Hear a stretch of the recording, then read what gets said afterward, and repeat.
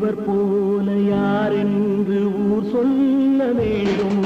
கண் போன போக்கிலே கால் போகலாமா? கால் போ